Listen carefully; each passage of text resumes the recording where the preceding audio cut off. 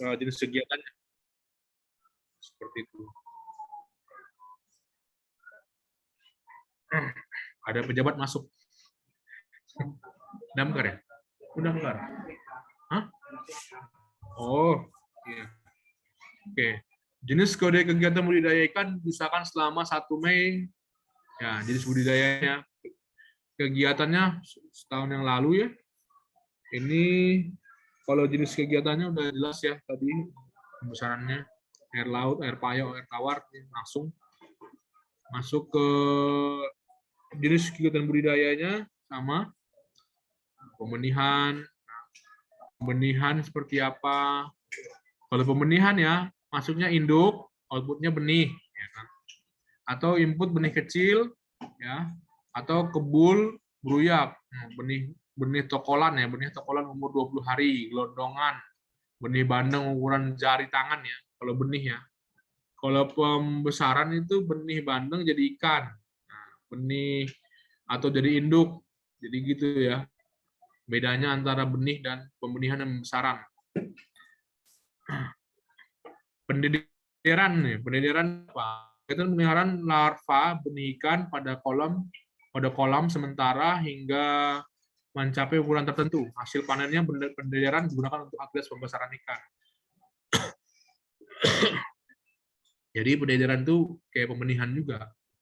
Outputnya adalah ikan yang ukuran tertentu, ya, baru untuk dimasukkan ke pembesaran. Ikan itu untuk dibesarkan. Untuk makan. Iya, untuk konsumsi. Cuma dia untuk makan ikan. Untuk makan ikan ya. Hasil panen beneran. Iya. Untuk pembenihan, iya. Ikan hias, nah, ikan hias memelihara ya, membesarkan dan membiarkan ikan dalam suatu wadah berupa bak, akuarium atau wadah tertentu. Memanen hasilnya sebagai ikan hiasan bukan dikonsumsi ya. Oh, hilang. Oke. Baru berikutnya jenis wadah yang 805, jenis wadahnya apa? Itu sudah tertera di kuesioner jenis wadahnya. Tali rentang, patok rakit. Wadah utama ya, wadah utama. Wadah utama itu wadah yang produksi paling besar ya, bukan wadah yang paling besar ya. Produksi yang paling besar wadahnya. Dilihat dari produksi terbesar. Jenis wadahnya misalnya ada fotonya nih. Nah, di wadahnya nih. Tali rentang seperti ini. Budidaya ikan ya. Dia tali rentang di Toba ada nih enggak? Kayak keramba, enggak kayak keramba ya, bukan ya? Huh? Kalau apa keramba kalau di Danau Toba. Ya, ini tali rentang ya. Tali rentang long line ya, caranya membudidayakan rumput laut di kolam air. Dekat permukaan perairan dengan menggunakan tali yang dibentangkan dari titik ke titik yang lain dengan panjang 20 meter sampai 50 meter. Dalam membentuk lajur lepas atau terangkai dalam bentuk segi empat dengan bantuan pelampung dan jangkar. Seperti ini tali rentang ya. Udah gitu nih, dia patok nih ya, lepas dasar, patok. Tuh, patok seperti itu gambarnya. Ya, ada patoknya, berarti ada apa kayu yang diapakan ya. Cara menumpukan rumput laut di atas dasar perairan dengan menggunakan tali yang diikatkan pada patok yang dipasang secara teratur. Patoknya dia rumput laut dia apa kayaknya di sawah ini ya, di kayak kolam sawah gitu ya. Bisa juga pinggiran laut tapi kayaknya di sawah. Ada bedengannya kok ya, ada bedengannya. Ini contohnya rakit. Rakit itu membudidaya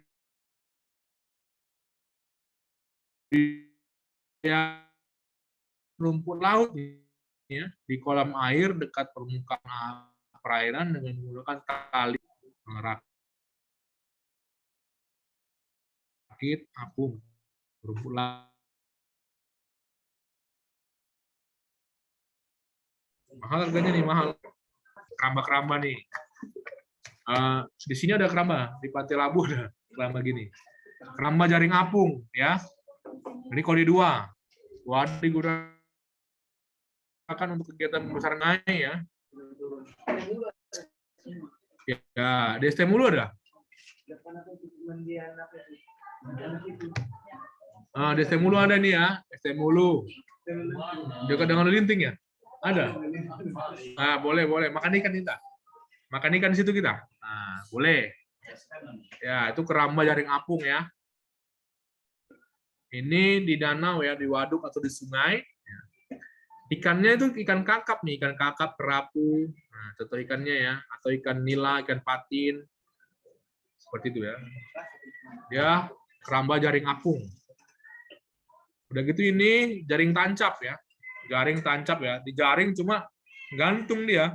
Ditancapkan pakai ada apanya namanya kayu-kayunya untuk supaya nggak lepas ya ke atas ya jaringnya. Seperti ini ya. Biasanya ikan mas, ikan nila, ikan patin, ikan lele, ikan bawal, air tawar, ikan gabus, ya, dan beberapa jenis ikan air tawar lainnya. Tambak, ini tambak nih. Tambak berupa lahan atau tempat yang dibuat khusus untuk membudidayakan ikan dan rumput laut jenis tertentu ya. Gracilaria SP. Biasanya dibatasi dengan pematang tanggul yang diletakkan di pantai atau pesisir. Ya. Itu tambak. Seperti ini gambarnya kalau tambak ya. Contohnya tuh paname, bandeng, udang windu, atau jenis ikan air payau lainnya. Nah ini kolam. Kolam ya. Kolam itu jelas ini ya. Kolam ya, ini walaupun tanah ya, tanah dikasih air, nggak di bawahnya kasih apa, nggak di semen ya, tetap juga masuk kolam. Ini kayak punya Pak Hoglar nih, Bang Hoglar nih, kolam, ya kan Pak Hoglar? Nah, ada kandang ya? Oh, dikandangi lagi kan ya? dasar. Jadi kayak gini lah dia kan, atau yang kayak udah permanen gitu ya, udah semen, kayak yang di atas sebelah kanan itu lebih bagus, kolamnya lebih bersih ya. Ya, kayak gitu di bawah ini kayak bak-bak gitu ya, tapi dia itu permanen ya, atau bak gitu, terpal ya, terpal, tapi dibuat anggap kolam dia nih, kolam yang di bawah ini pun terpal juga, yang ini yang bulat-bulat ini kolam, terpal juga ya. Ya, jadi kolam dia banyak. Nah ini keramba ya.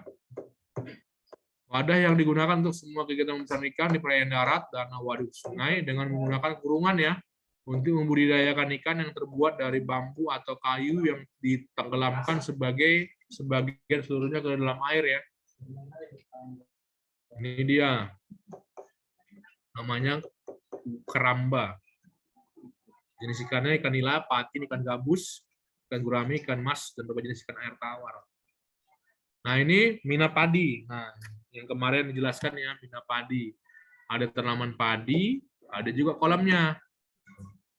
Ya ini ada beberapa jenis mina padi. Yang pertama mina padi tumpang sari, ya. Mina padi penyelang, dan mina padi palawija.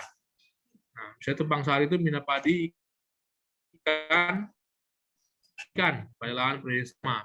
Mina padi penyelang itu berganti antara padi dan ikan pada lahan yang sama, penyelang. Pergantian ya, artinya padi dulu baru ikan. Periodenya berbeda, ya kan. Kalau ini mungkin sama. Nah, mina padi palawija, budidaya palawija dan ikan pada lahan yang berbeda. Mungkin ada budidaya palawija dan ikan, contohnya. Apa palawija apa yang ada bisa ikannya? Yang di air. Ya, kalau padi biasa ada ya, kalau palawijanya sekarang. Tanam ubi nggak mungkin ada ikannya. Yang budidaya palawija berbarengan dengan ikan. Berarti dia harus berair dong. Harus dibedeng. Iya, harus dibedeng. Apa? Iya, pinggirannya dikorek. Nah, bedengnya dikorek jadi ikan gabus. Iya, jadi tetap juga nggak basah, jadi nggak dibuat bagus, bedengannya tinggi, antara bedengannya itu udah ada kolam-kolamnya ya kan. Contohnya ada nggak ya? Oh, nggak ada contohnya tuh kan. Nah, saja namanya Minapadi palawija. Seperti itu. Dan gitu akuarium, ya ini biasanya untuk ikan hias ya. Ikan hias, akuarium. Ini ikan cupang ya. Ini kayak sering-sering ini budidaya ikan cupang, ikan hias sih kan. Cupang ikan hias ya. Nah, ikan cupang ikan hias, dia pakai botol-botol kayak gitu. Nah, misalnya kalau akuarium itu dia bahannya tembus pandang dan transparan seperti kaca, akrilik atau lainnya ya. Nah, apakah sumber air tawar ataupun air laut ya. Lainnya itu wadah antara lainnya blong, ember, botol plastik, drum dan lainnya. Kalau dia lainnya. Nah, itu jenis wadahnya ya, jenis wadahnya. Nah, untuk rincian 806 sampai 811 itu diisi jika 804 berkode 1, 2, atau 3 atau dia ada namanya pembesaran ya. Kalau dia pembesaran di air laut, air payau, air tawar, otomatis rincian 806 sampai 18 terisi. Nah, jika kalau dia hanya pembenihan dan ikan hias, ya nggak terisi untuk yang rincian ini 808 dan 811. Apa saja yang ditanyakan kalau ada pembesaran di air laut, air payau dan air tawar, itu luas bakunya, luas baku di wadah budidaya. Luas bakunya, luas permukaan dari wadah budidaya yang digunakan ya. Jika jenis wadahnya digunakan lebih dari satu, jumlahkan seluruh wadah permukaan. Misalnya kayak tadi yang kolam tadi bentuknya bulat-bulat itu, ya dijumlahkan. Misalnya satu bulatan itu kira-kira berapa meter. Ya. Satuannya dalam jumlah seluruh wadahnya ya, wadahnya. Iya, wadahnya. Kalau luas wadahnya nanti wadahnya nanti diperkirakan. Ya. Wadahnya jumlahkan, baru nanti dikalikan dengan jumlahnya. Apabila dalam satu wadah digunakan untuk lebih dari satu jenis ikan, maka luas baku sawah tidak untuk setiap jenis ikan ya. Apabila satu wadah digunakan untuk lebih dari satu jenis ikan, maka luas baku sama dengan setiap jenis ikannya ya. Misalnya dia ikannya satu wadah itu ikan lele, ikan mas dan ikan mujair. Kalau ikan lele sama ikan mas, habis ikan masnya dimakan kalau masih kecil ya. Nah, masih lele namanya. Jadi misalnya ikan-ikan yang tidak saling memakan ya, satu wadah ya. Maka luas wadahnya per jenis ikannya sama ya. Kalau yang satu wadah lebih dari satu jenis ikan. Oke.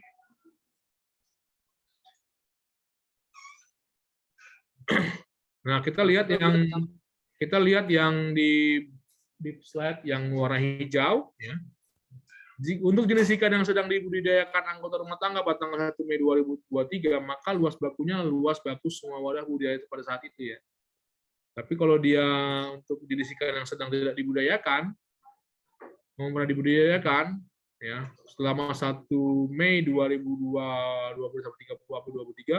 dan siklus kegiatannya akan berlanjut, ART akan melakukan budidaya jenis ikan tersebut. Maka luas bakunya luas baku pada saat terakhir. Ya. Nah, ingat ya, jika ikan yang tidak dibudidayakan ART pada 1 Mei 2003, namun pernah dibudidayakan selama 1 Mei, catat. Ya. Cuma nanti luas bakunya adalah saat panen terakhir. Luas baku wadah tidak dijumlahkan sebanyak siklus dalam setahun. Nah, kalau misalnya luas bakunya kayak Pak Hoglar, dia setahun ini bisa 3 kali panen ya kan Pak? 3 kali bongkar ya kan? Setahun ini. Berapa kali bongkar Pak? 4. Belum pernah bongkar. Maunya segede gaban ikannya dong. Kalau pernah dibongkar. Kalau misalnya dalam setahun berapa kali 3 kali bongkar, 4 kali bongkar, nanti luas bakunya nggak dijumlahkan ya. Luas bakunya tetap. Seperti itu. Penghitungan luas baku wadah ya masih. Apabila responden mengetahui secara pasti luas baku wadah budidaya yang digunakan, maka pengisian luas wadah ini berdasarkan pengakuan responden ya. Contoh luas wadah yang mempunyai ukuran pasti adalah tambak, kolam, kerambat, tali rentang, dan patok. Apabila permukaan wadah berbentuk selain segi 4, misalnya dalam bentuk tadi lingkaran, maka wadahnya dihitung dengan penghitungan luas lingkaran tadi kan. Berapa radiusnya, berapa jari-jarinya atau diameternya kalikan R kuadrat ya kan. Hitung luas kalau dia. Baru nanti kalikan dengan jumlah wadahnya. Ya, misalnya ya satu wadah diperkirakan 10 meter misalnya. Kalau nanti dikalikan dengan jumlah wadahnya ya. Kalau yang segi 4 enak kalinya panjang lebar. Kalau yang lingkaran trapesium, misalnya kalau ada yang trapesiumnya, hitung luas sesuai dengan bentuknya ya. Apabila wadah budidaya ikan adalah padi, maka perhitungan luas lahannya adalah luas lahan yang digunakan untuk budidaya mina padi. Budidaya dilakukan di ember, di botol plastik, maka perhitungan luas wadahnya dilakukan dengan cara memperkirakan apabila wadah tersebut di atas data di atas tanah. Misalnya diperkirakan, kalau di ember, 1 meter itu berapa ember? Ember bentuk itu. Berapa bentuk ember? Misalnya kalau di ember dia ada 20 ember, coba ditata dengan rapi. Itu berapa meter untuk tanah yang digunakan untuk ember itu, 20 ember itu. Nah, itu maksudnya. Perkirakan saja ya. Seperti itu. Nah, apabila budidaya ikan dilakukan di keramba jaring apung secara bertingkat, jaring apung secara bertingkat tadi kan, maka di masing-masing tingkat diisi dengan jenis ikan yang berbeda, maka luas bakunya setiap jenis ikan walaupun posisinya bertingkat ya, luas bakunya itu setiap jenis ikan sama kayak lantai bangunan, luas lantainya kalau dia bertingkat hitung kali 2 ya, dihitung menjadi luas lantai bawah sampai lantai yang keduanya ya, seperti itu. Hitung per jenis ikannya.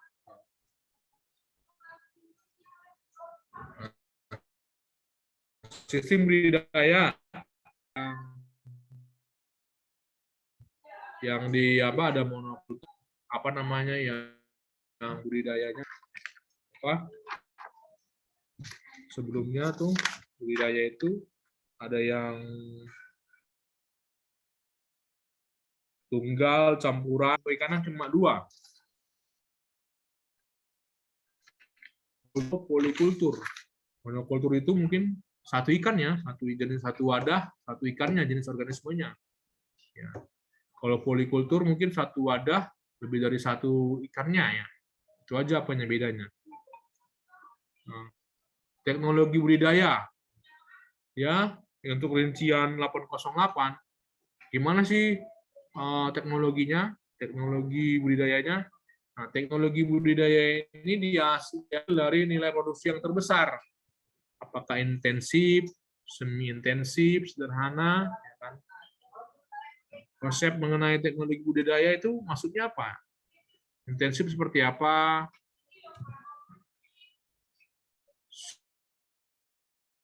Semi intensif seperti apa? Lihat buku 257 ya. Ya. Buka buku pedoman halaman 257. Coba lihat. Ada penjelasannya. 257.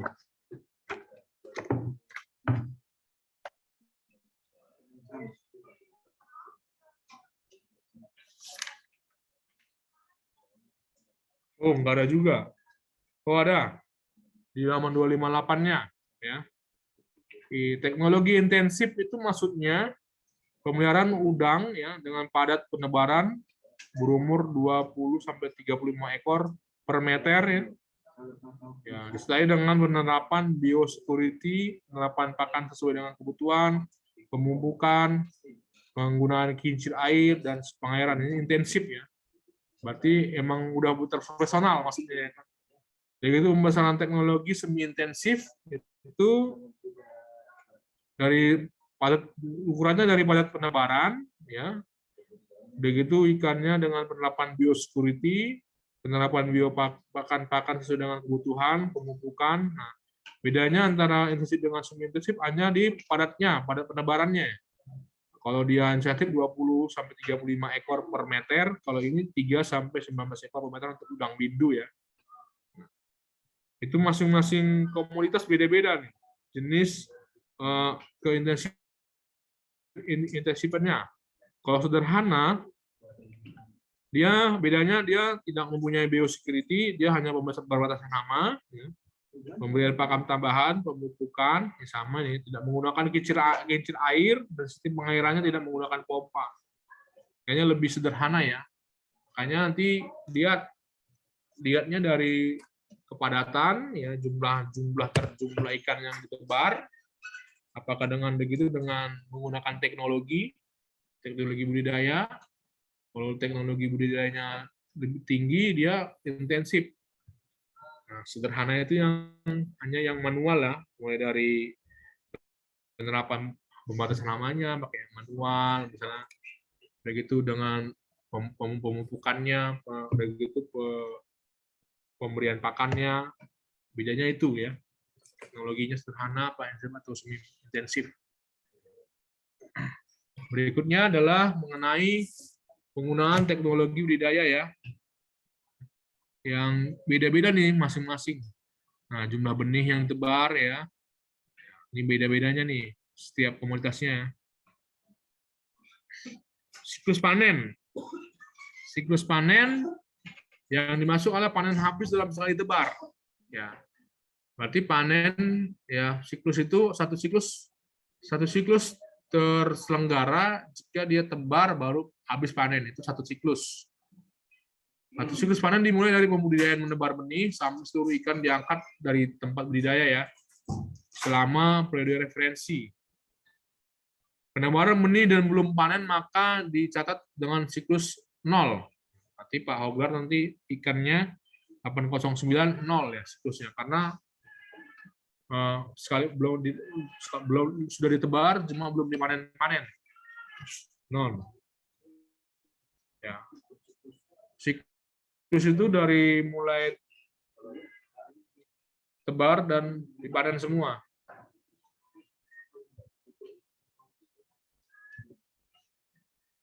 Oke, lanjut ya. Sistem pemanenannya. Nah, sistem pemanenannya itu bisa multiple ya. Nah, pemanenannya sebuah multiple, itu ada sama dipanen sendiri, diijonkan, ditebaskan, dan belum panen. Nah, dalam satuan dengan pemisah separator koma ya. Ya, 1, 2, 3 misalnya. Konsepnya sama, dari panen sendiri, yang manen adalah pengusahanya walaupun menggunakan tenaga kerja dibayar atau dibayar. Diijonkan itu dia belum waktu panen tapi dia sudah diijonkan ke pengijon, ditebaskan, dia sudah jadwal panen, sudah siap panen, cuma yang memanen itu adalah yang penebasnya, tanggung jawab dari penebasnya. Oke, baru yang terakhir itu adalah belum panen ya, belum panen memang belum dipanen. Pak Hogar udah dipanen Pak? Belum? Dipancing boleh? Sama. Kalau panen dia dapat ya, kalau pancing kita nyuri-nyuri ya. Jadi Pak Hogar katanya ikannya belum dipanen. Ya tunggu nanti panen baru kita makan-makan. Atau pembuatan pelatihan ini kita makan-makan, Pak. Oke. Berikutnya 8.11. 8.10 ya, 8.10. Dia nih diisi jika dia kodenya ijon dan tebas ya. Kode 2, 8.10-nya berkode 2 dan 3 ya. Maka nilainya berapa? Rincian 8.11 diisikan jika 8.10 diijonkan atau ditebaskan. Ya. Berapa rupiah ya? Berapa rupiah yang ditebaskan diijonkan? Nilai kontraknya. Baru volumenya. Volume produksinya ya, produksinya itu ya ingat ya, referensi waktunya 1 Mei 2022 sampai 30 April 2022. Walaupun dia belum siklus panen, cuma pernah diambil ya, belum habis satu siklus ya, dia pernah diambil 10 kilo dipanen, 5 kilo. Nah, jumlahnya itu volumenya dihitung ya, dihitung selama setahun terakhir. Berapa satuannya? Satuannya itu ada kilogram atau ekor. Ya. Kalau ikan biasanya sistemnya kilogram ya Pak ya. Ekor jarang ya. Kilogram ya. Kalau ekor nggak standar nanti ya. Ikan hias biasanya ya kalau ekor ya. Ikan hias. Ikan hias. Ikan cupang per kilo nggak mungkin Pak. Berapa banyak ikan cupangnya per kilo ya. Oke. Produksi yang catat adalah produksi dalam keadaan basah ya, hidup atau segar. Nah dia. Kalau dia kering nggak masuk. Dalam keadaan basah, hidup dan segar. Rumput laut dalam keadaan dalam kilogram basah, ikan dalam kilogram segar. Rumputnya harus basah ya. Kalau nggak basah nggak bisa dipanen. Ya. Nah, ikannya harus segar. Kalau nggak segar nggak bisa panen. Berarti ikannya masih hidup ya. Kalau ikan mati nggak masuk ya, nggak masuk. Izin Pak Jeff, Ya. Yang 8-10 sistem pemanenan itu apakah harus berisi 0 ketika siklus panennya 0? Sistem pemanenan yang di 8-10 itu kan ada belum panen 0. Apakah harus diisi 0 ketika jumlah siklus panennya 0? Karena gini, bisa aja kan sudah panen tapi belum habis panen. Karena kan satu siklus dia harus sampai panen habis gitu. Jadi udah dipanen tapi belum habis panen gitu. Sudah ada sebenarnya outputnya, sudah ada produksinya gitu. Itu sistem pemanenannya tetap dianggap belum panen ya, meskipun dia belum habis panen. Oke, makasih Pak Juar. Tadi Pak Juar nanya, kalau jumlah siklusnya 0, apakah 8-10 8-10 kan susu pemanen ya. 8-10 apakah harus 0? Ya, tergantung Pak. Kalau dia siklusnya 0 bisa juga tadi panennya sedikit-sedikit. Jadi nah, belum tentu harus 0 di 8-10-nya ya. Jadi kalau dia memang belum siklusnya 0, panennya 0, berarti dia bisa juga 0, bisa juga 1, bisa juga 1 ya. Kalau 2 atau 3 itu pasti akan siklusnya ada. Ya, karena habis. Ya. Kalau dia sistem pemanennya dijonkan atau ditebaskan, otomatis bongkar habis sih kan. Otomatis siklusnya harus ada 1. Gitu ya Pak. Ya, jadi siklusnya harus ada 1. Tapi kalau dipanen sendiri belum tentu siklusnya 1, bisa 0 karena mungkin panennya sedikit-sedikit. Nanti dipanen sedikit, dimasukkan lagi bibitnya lagi. Ya, kalau dimasukkan bibitnya takutnya ya kalau tergantung nih, kalau udah besar kan, nanti takutnya bibitnya itu jadi dimakan jadi sama ikannya kan. Nah, jadi diperkirakan juga itu. Ya, makanya Pak Afgar berapa kali masuk bibit Pak? Sekali aja ya? Sekali aja, nggak berkali-kali kan? Berapa kilo Pak kemarin? Berapa ekor? 10.000? 5.000. Oh, 5.000 ekor. Ikan apa? Nila. Ikan gurami. Senam Mbak, mantap. Ikan gurami 5.000 ekor. Oke.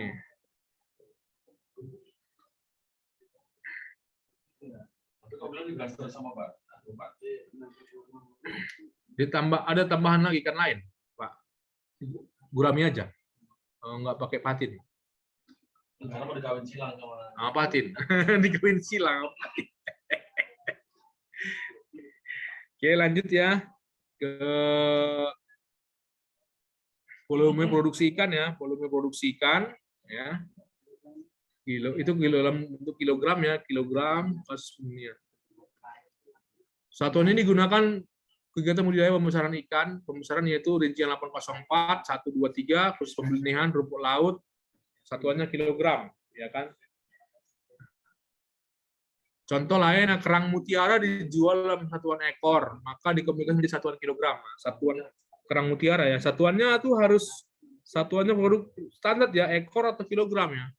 Kalau dia dalam bentuk satuan standarnya, misalnya kalau mutiara standarnya itu harus kilogram bukan ekor. Maka kalau misalnya 1 ekor dikonversikan ke kilogram. Indukan nila dijual dalam satuan ekor, maka konversinya menjadi kilogram. Karena nila itu indukan nila itu hanya satu standarnya kilogram, makanya dikonversi ke kilogram. Nah, untuk ekor, ya, ekor satuannya digunakan untuk budidaya ikan hias. Nah, ikan hias saja untuk ekor. Apakah dia kegiatan pembenihan, ya, atau untuk pembenihan ikan hias, ya, hanya untuk ikan hias satuannya harus ekor. Makanya kalau ikan nila, ikan emas itu 1 kilogram ya, nggak ada ekornya, karena nggak standar nanti beratnya. Maka standarnya harus kilogram.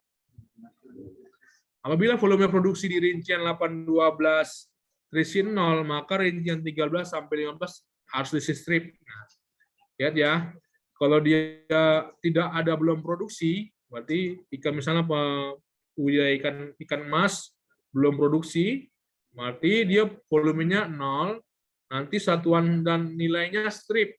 Ya. Berarti jelas ya strip. Karena 0 itu ada maksudnya kalau volume ya. Kalau strip nilainya berarti nggak ada ya. Nah, pemampatan itu sama ya kayak yang sebelumnya, apakah seluruhnya dijual, kode 1, sebagian besar dijual, sisanya dikonsumsi sendiri, produksi sebagian besar dikonsumsi sendiri, sisanya dijual, dan 0 belum terjual. Sama ya, 815. Oke, 816 untuk yang budidaya ikan, kita lihat produksi ikutannya. Nah, ini produksi ikutan ya, produksi ikutan. Produksi ikutan itu adalah produksi yang secara bersama-sama dihasilkan dari produksi utama. Contohnya ini saat panen udang ditambak terdapat komunitas ikan lain seperti mujair, ikan tembang, dan lain-lain ikut dipanen dan dijual oleh pembudidaya. Pada kasus ini, udang Paname masuk produk utama dan ikan mujair, ikan tambang masuk produksi ikutan karena tidak ada proses penebaran benih ya. Ya, seperti itu. Berarti Paname dia utama, ikan lain, mujair dan ikan tambang sebagai produksi ikutan. Ingat ya, hati-hati nih ya. Produksi lain pun, ikan lain jadi bisa produksi ikutan ya. Kalau yang sebelumnya kan harus produksi ikutannya bukan produksi dari standar ya. Misalnya kayak tadi sapi ya, sapi ekor tapi ada tanduk dan apanya itu masuk produksi ikutan ya. Kayak tadi rusa ya, rusa untuk yang kehutanan ya. Dagingnya tapi tanduk dan apanya dimasukkan sebagai produksi ikutan. Nah, kalau ini hati-hati. Ikannya pun bisa jadi produk ikutan. Karena dia utamanya lah tambak udang, kan gitu. Nah, contoh lagi nih ya, contoh Pak Rudi seorang budidaya ikan lele. Ya, budidaya. Pada 1 Mei 2023, dia mengusahakan pembesaran ikan lele dengan metode bioflok dan pembenihan ikan lele di kolam. Dia berarti ada usaha pembesaran dan budidaya ya. Dengan pembenihan. Budidaya dan pembenihan. Total bioflok yang digunakan untuk budidaya adalah 10 buah dengan masing-masing bioflok mempunyai diameter 2 meter bersangkar. Selama setahun yang lalu, Pak Rudi melakukan pembesaran lele sebanyak 3 siklus ya. Pembesaran lele 3 siklus dengan produksi per siklusnya 300 kg dan dijual dengan harga 20.000 per kilogram. Sedangkan untuk pembelian lele, pembenihan lele menghasilkan 8.000 ekor benih dan dijual dengan harga 140 perak per ekor. Nah, seluruh pembesaran dan pembenihan ikan lele langsung dijual ke kontan ke pedagang. Ya, berarti dia panen sendiri ya kan? Berarti lele pertama itu jenis kegiatan budidayanya adalah pembesaran di air tawar, ya, karena di kolam ya, di kolam, lihat di kolam, berarti dia pembesaran di air tawar, pada 3. Ini wadahnya 5 itu keramba, bioflok itu kayak keramba, ya. Ada 10 buah, ya kan, berarti luas bakunya 10 buah, ya. Diameternya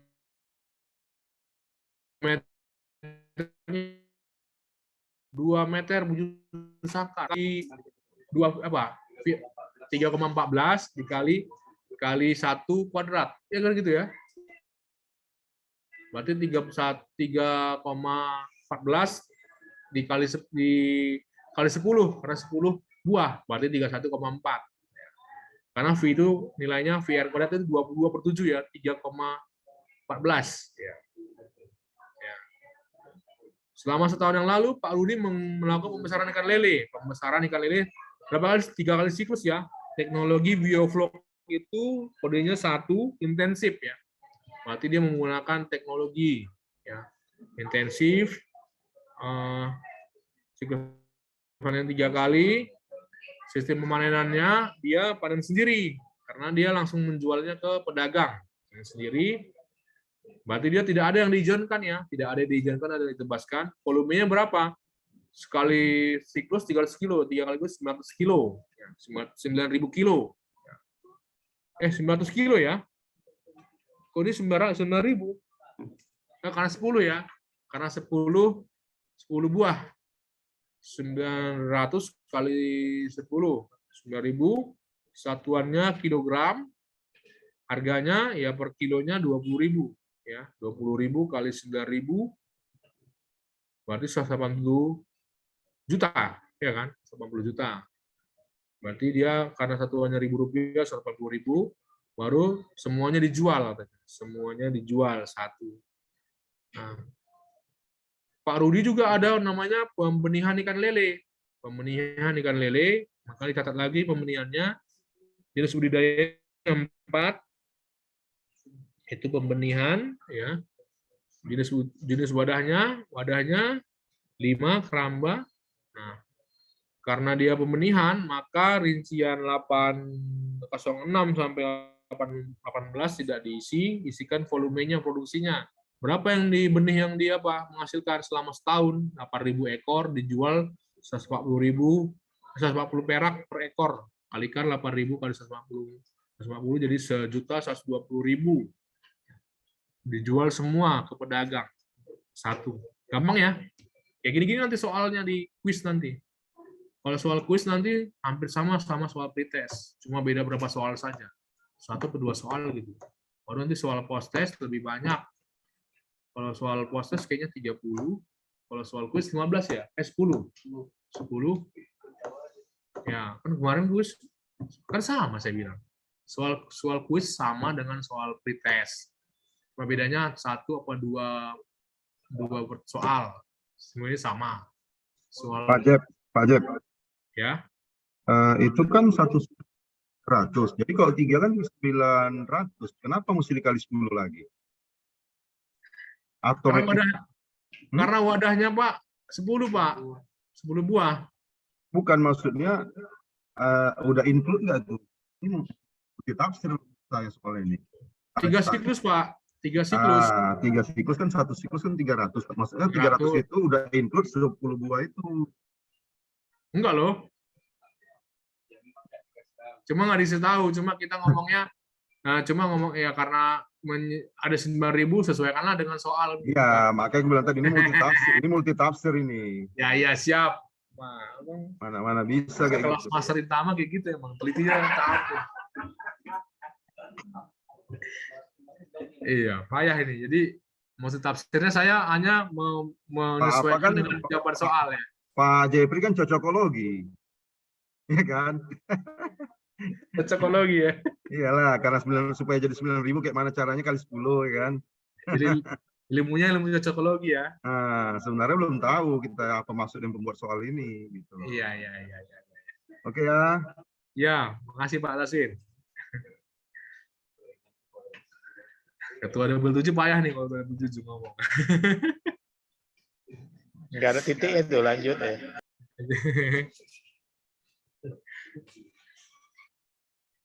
Nah, contoh kasusnya ya.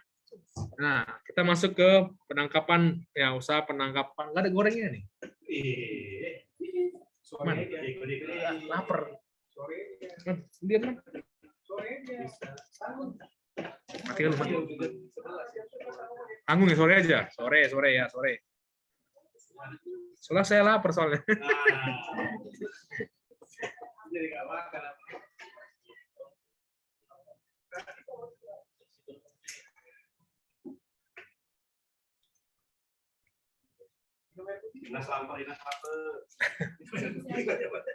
Kalau minum air putih jadi kenyang aja. Ini karena tadi Pak Master Rinta menanya, jadi lapar saya.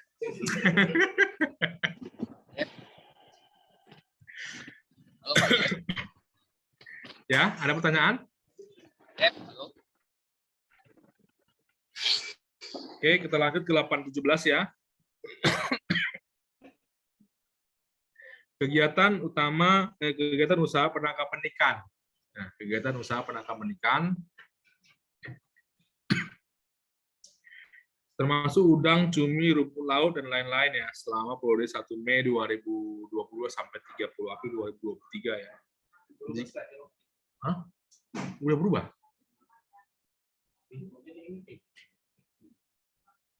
Nah.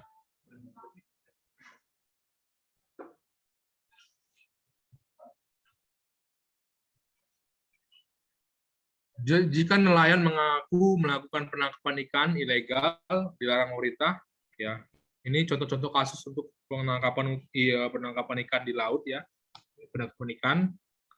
Ini apakah dia masuk kategori penangkapan atau tidak? Ini contoh-contoh kasusnya.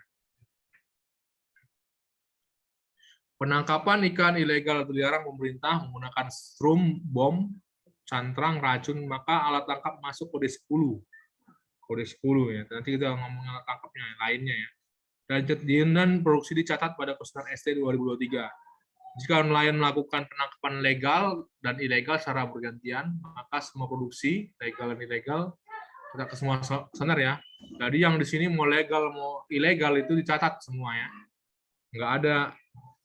Nggak ada namanya istilah izin-izinnya ya. Nggak sama kayak dari penangkapan satwa liar ya. Pak Ius melakukan usaha penangkapan ikan selama periode referensi, namun pada saat pencacahan, Pak Ius sudah tidak melakukan usaha penangkapan ikan lagi karena sakit.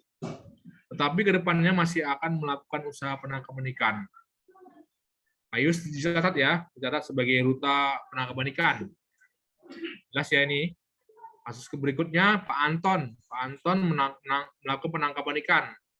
Namun pada pencacahan sudah tidak lagi melakukan penangkapan ikan, kedepannya tidak akan melaut karena masih bekerja di industri pengolahan ikan. Jadi tidak dicatat Pak Anton. Tadi Pak Ius yang dicatat, Pak Anton tidak karena dia tidak aktif lagi. Sekarang Pak Yanto. Pak Yanto tidak melakukan usaha penangkapan, pada pencacahan baru mulai melakukan penangkapan ikan. Jadi Pak Yanto tidak dicatat sebagai ruta penangkapan. Hati-hati ya. Nah, hati-hati yang di sini tadi kalau budidaya seperti apa, yang ini penangkapan. Jadi kalau dia aktif baru aktif, cuma pada saat pencacahan tidak lagi melakukan penangkapan, dia tidak dicatat ya. Nah, semua penangkapan baru tidak catat seperti itu. Nah, 8.17 ya. Apa penangkapan ikan itu? Ya, penangkapan ikan mengumpulkan ikan, binatang air lainnya, tanaman air yang hidup di laut, perairan darat secara bebas dan bukan milik seorang. Jadi ikan itu bisa di laut, bisa di perairan darat ya. Perairan darat itu seperti sungai, danau, waduk, ya. Atau kolam, ya kolam kayak apa namanya rawa-rawa ya. Ya, kayak rawa-rawa itu masuk dia penangkapan ikan di perairan darat, penangkapan benih dan penangkapan ikan hias. Dan nanti ada. Nah, nelayan ini pada rincian kegiatan penangkapan ikan masuk kegiatan bukan sebagai buruh nelayan atau sebagai hobi ya. Kalau mancing ikan di kolam itu hobi. Kalau utama itu nggak masuk ya. Mancing ikan. Enggak ya, nggak masuk ya. Kalau mancingnya di sungai, di apa gitu. Nah, kalau mancing di sungai tapi hobi. Tapi digunakan, itu masuk aja lah. Nggak nelayan tapi ya. Kalau ada yang beli, dijualnya. Nah, itu masuk. Kalau untuk nelayan hobi nggak masuk ya. Ya, mancing keributan juga nggak masuk. Mancing ya. Jadi nelayan itu belum tentu jadi harus melaut ya. Nelayan dimasukkan nelayan menanggung risiko pada usaha kegiatan penangkapan ikan di laut, di perairan darat, penangkapan ikan benih dan penangkapan ikan hias. Nelayan usaha ya. Jadi nelayan itu usaha tidak harus melaut. Tadi saya bilang kan tergantung gimana. Kayak pengusaha yang kemarin kita ngomong pada waktu hari pertama ya, pengusaha cuma Dia yang ada sewa, dia ada kapalnya, udah gitu dia yang punya modalnya, nah, ada ABK-nya, 6 buah kapalnya, tapi dia nggak melaut, dia tinggal tunggu terima aja, kan melautnya kasih, pokoknya gaji kalian sekian. Nah, yang nelayan itulah yang punya yang gitu, resikonya kalian, yang penting kalian aku kasih gaji harian sekian per hari, berarti dia nelayan, ya, berarti nggak melaut ya, nggak turun tinggal terima bersih, nelayan. Nah, konsep yang seperti itu sudah jelas ya. Nanti kalau ada yang lagi mau tanya boleh. Kemarin kita sudah bahas pada waktu akhiran. Kita langsung ke rincian 818 ya. Ini jenis dan kode penangkapan ikan. Ya, penangkapan ikan tuh ada jenis dan kodenya ya. Ya, penangkapannya ikan di laut dan sebagainya ya.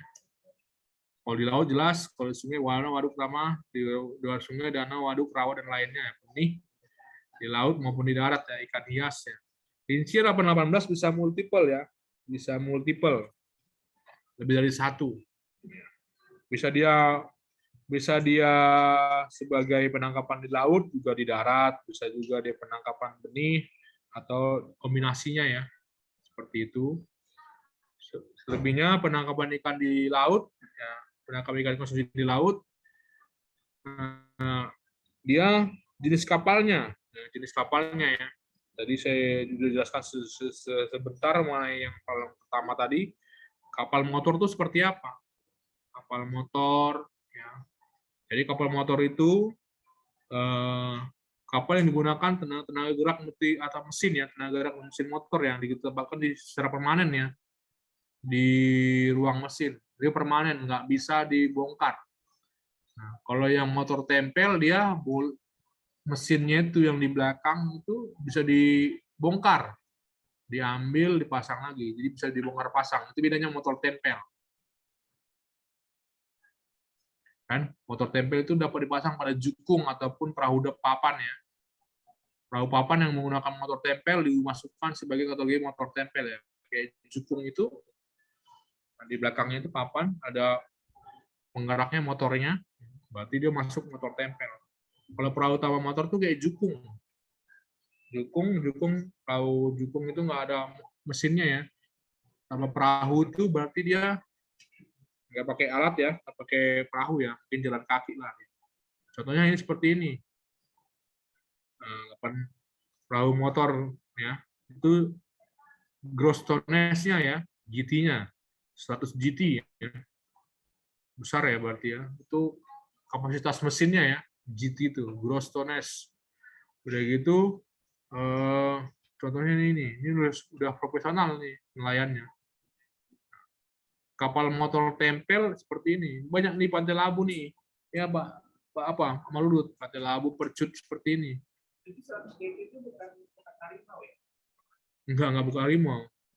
Alat tangkapnya Fursen. Mungkin dia alat tangkap sendiri. Ya. Udah profesional. Kalau sering kita nonton dia di YouTube, kita lihat yang ke laut dia misalnya selalu ke laut ini, ke laut lepas, ya kan, kayak ginian, nah tinggal ambil. Mungkin di sini udah ada sistem pengalengannya Pak, udah jadi tangkap, udah gitu udah dia dibekukan, ya kan, atau mungkin sudah ada pengalengan, udah kayak industri dia.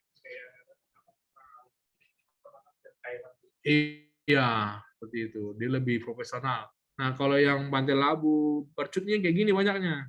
Kalau kita di bagian Percut, ya kan kayak gini. Ya, mesinnya ini tempel, bisa dibongkar. Ya, alat tangkapnya ini dua alat tangkap Fursen. Dan Fursen itu nggak tahu saya nih, dengan 2 kapal motor, kapal membawa jaring dan kapal pemburu. Ya. Dia di tengah 2 motor ya. 2. Udah gitu, yang salah satu mesin ada dari 4 mesin menempel pada 1 motor, nelayan muncar ya, seperti ini. Ya. Nah, kode 820 itu kode lokasi usaha penangkapan.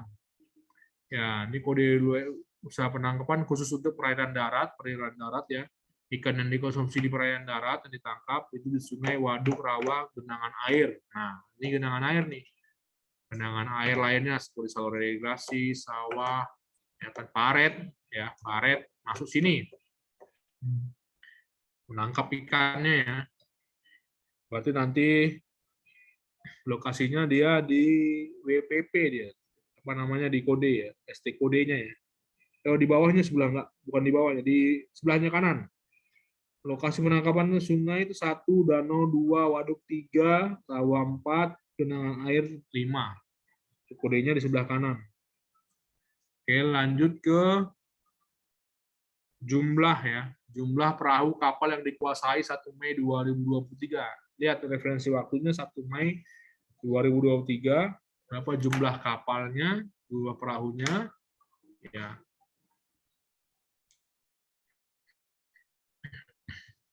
Gross tonnage ya. Nanti kalau kapalnya lebih dari 1 ya, yang dikuasai ya, nanti penjumlahannya dari gross tonnage-nya. Nanti ini ke 822 ya.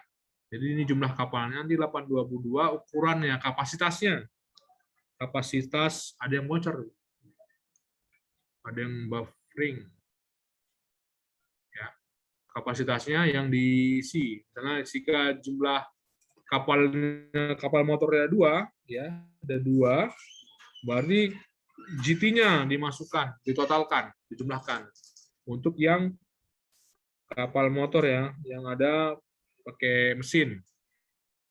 Perahu motor tempel seperti itu juga. Kalau dia lebih dari 1, maka ukuran kapasitas kapalnya, ukuran mesin kapalnya itu dijumlahkan GT-nya. Izin Ya, Pak, bagaimana caranya kita untuk membatasi konsep menguasai untuk kapal atau perahu yang dikuasai di 821 ini Pak Jen? Misalkan ada nelayan yang memiliki kapal tapi dia nggak kapal itu kapalnya bukan kapal dia gitu kan, tapi kapal orang lain. Nah, dia nggak menyewa, tapi sistem sewanya itu kayak bagi hasil gitu Pak Jen. Misalkan hasil 30% bagi si pemilik kapal. Apakah si nelayan ini dianggap menguasai perahu itu atau tidak gitu? Oke, terima kasih Pak Johar. Kalau menguasai ya kalau di dalam slide ini menguasai kapal belum tentu memiliki ya. Kalau menguasai bisa meminjam dari hasil peminjaman sama menyewa kapal ya. Meminjam, menyewa kapal, menyewa pun belum tentu, bisa juga menyewa dengan bayar ataupun tidak dibayar. Jadi kalau dia menguasai, dia yang namanya yang melakukan apa namanya, berjalan ke laut, atau dia menguasai ya, artinya resikonya ya rusak dia gitu kan. Nah, seperti itu Pak Johar. Kalau dia menguasai kapal perahu belum tentu memiliki, meminjam dan menyewa kapal perahu termasuk kategori menguasai ya. Menyewa pun belum tentu, bisa juga menyewa itu dengan bayar ataupun tidak dibayar, bisa juga. Misalnya saya meminjamkan kapal ke anak saya atau saudara saya karena saya tidak melaut lagi, cuma ya tetap dia menguasai, sama kayak lahan kemarin ya, pembayaran menyewa itu dalam bentuk apa tergantung akadnya dengan yang punya lahan, sama juga ini akadnya dengan punya kapal, itu menguasai maksudnya Pak. Izin Pak Jeff, kalau misalkan seperti tadi itu dia sistem bayarnya itu kan share hasil pendapatan dari laut. Jadi misalkan nggak dapat apa-apa, si pemilik kapal juga nggak dapat apa-apa. Itu termasuk gimana ya? Itu termasuk dianggap memiliki menanggung risiko atau gimana gitu ya? Sehingga dianggap dia sebagai. Kalau sistem akadnya gitu, kalau misalnya tadi ada menyewakan kapal tapi membayarnya itu dia dalam bentuk hasil tangkapan kan gitu kan, hasil tangkapan. Nah, kalau dia dibayarnya sesuai dengan hasil tangkap atau dibayar tertentu, dia berarti yang punya kapal itu dia bagi penyewaan kan, seperti itu kan, penyewaan ya. Nah, kalau dia menyewakan tapi dengan hasil tangkapan, berarti ada risiko dong. Risiko untuk dia tidak mendapatkan. Berarti nanti mungkin, tapi nanti saya tanyakan lagi ya di awal, nanti saya jawab ya. Kalau yang begitu akadnya berarti yang punya kapal menanggung risiko kan. Berarti dia masuk sebagai usaha pertanian, dia penyewaan jasa penyewaan, ya kan, jasa pertanian. Nah, begitu nanti yang satu lagi sebagai nelayannya. Karena ada risikonya, risiko tidak dibayar. Ya kan? Penguasaan kapalnya berarti bukan sama si. Penguasaan kapal tetap masih yang nelayan ya Pak. Iya. Bukan pemilik kapalnya. Dia menguasakan nih kapal untukmu, kau usahakan. Nah, hasilnya nanti kau bayar berapa? Kalau hasil tangkapanmu sekian, bagi 2 kita. Tetap dia menanggung risiko dua-duanya, yang apanya enggak sebagai usaha perikanan, ya. Nanti ke jasa pertanian. Ya, seperti itu ya di awal. Nanti saya tanyakan lagi pastinya. Yang pasti Oh, udah masuk ya? yang pastinya 817 itu dia tetap melakukan penangkapan ikan. Kalau untuk menguasai perahu atau kapal, biasanya nelayan di pinggir laut itu mereka punya toke. Kalau seperti yang dikatakan Pak Juar tadi, dia menguasai, bukan berarti setiap dia mau berangkat diambilnya sampan dari rumah yang punya itu tadi, baru ini tidak. Biasanya kalau di pinggir laut, itu sampan itu punya toke itu tetap 20% kalau dia laut. Kalau dia dapat hasil. Kalau dia nggak dapat hasil, itu hasil ya untuk yang punya sampan juga nggak dapat. Tapi biasanya yang punya sampan itu membiayai mereka berangkat. Biasanya seperti itu. Tapi kalau saya berangkat, saya pinjam sampannya Pak Juhar, kapan saya mau berangkat saya pinjam seperti itu, nggak ada. Pastinya mereka itu menguasai sampan itu sepenuhnya gitu. Cuman perjanjian akad mereka 22 segitulah gitu. Untuk yang menguasai yang nelayan itu nggak akan pernah ada toke itu ikut ke laut yang punya sampan. Jadi memang diserahkan ke tekong itu namanya kalau di Panti Labu atau di Percut itu seperti itu. Yang pastinya menguasai. Dia pengusahanya itu jadi penyewaan ya Pak. Yang punya. Jadi penyewaan Kapal. Tapi kalau yang nelayan tetap Dia menguasai. Jasa penyewaan ya. Jasa persewaan. Jasa persewaan atau jasa pertanian. Nanti kita ngomongin di terakhir lah jasa pertanian. Kayaknya penyewaan sama kayak penyewaan odong-odong. Jadi hampir sama jatuhnya ke situ. Karena ya menguasai, matikan dulu Pak. Di mute, karena yang menguasai tetap nelayannya ya. Nelayannya yang menguasai. Rata-rata seperti itu. Malah yang contoh yang kemarin yang kolam laut itu sum malah. Patungan di awal. Jadi pas lagi kita 5 orang, udah 100.000 1 orang. Kumpul yang megang. Sama-sama kata laut, ya kan. Hasilnya bagi rata. Katanya kalau itu yang jadi nelayannya, pengusaha yang bergerak di bidang yang penangkapannya itu yang dicatat itu yang megang uang malah. Bukan yang 5 orang itu, dia megang uang. Yang lainnya enggak, jadi buruh dia. Itu ke apanya? Artinya yang bertanggung jawab lah dari 5 tadi. Iya. Salah satu diambil ya.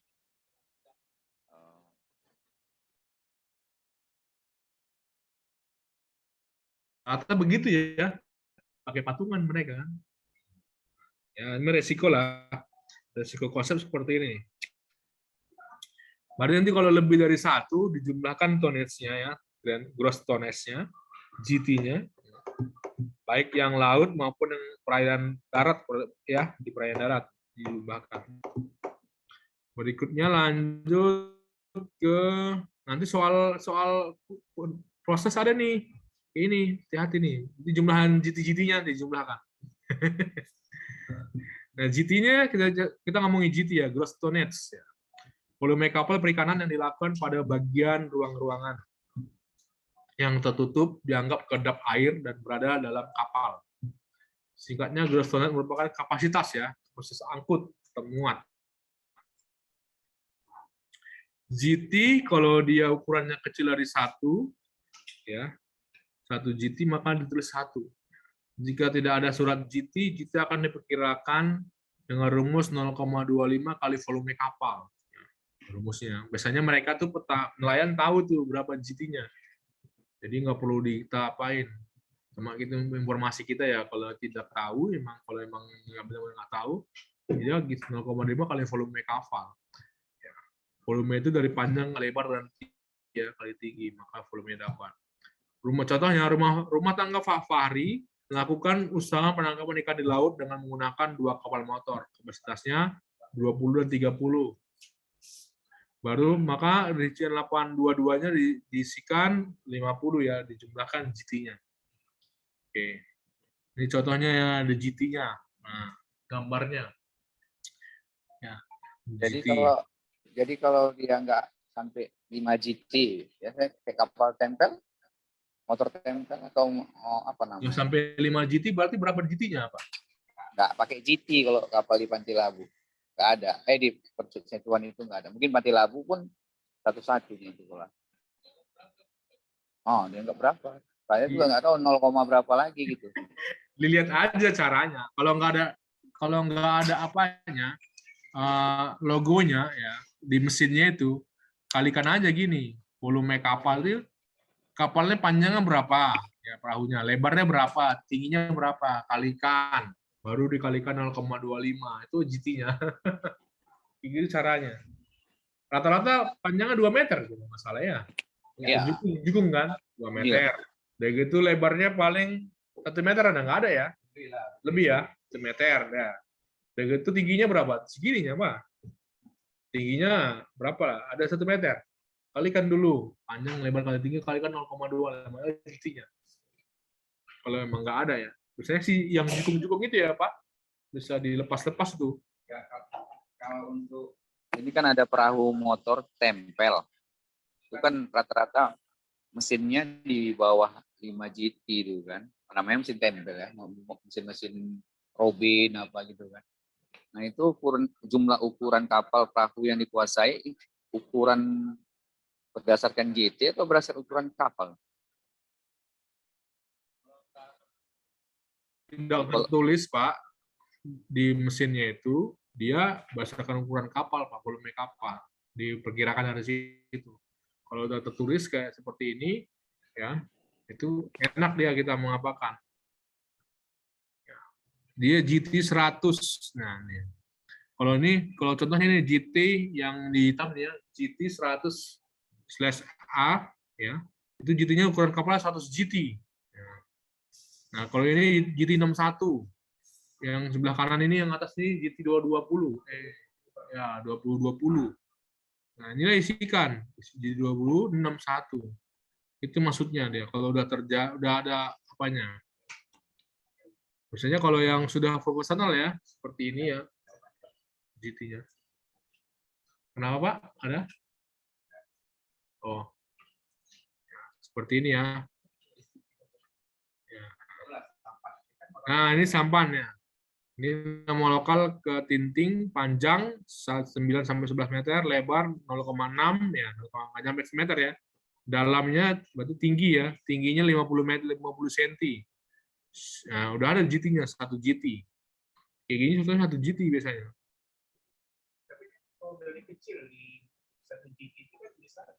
Iya, tadi kalau dia kurang dari 1 dianggap terus 1 karena dibulatkan. Seperti itu. Ini GT-nya ya. Anggap yang kayak gini jatuh GT ya, Pak. Kalau jumpai di lapangan 1 GT aja buat.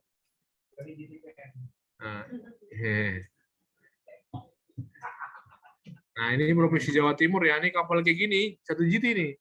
Berarti yang Panti Labu kayak gini rata-rata ya? Pantai Labu yang dipercut gini rata-rata ya.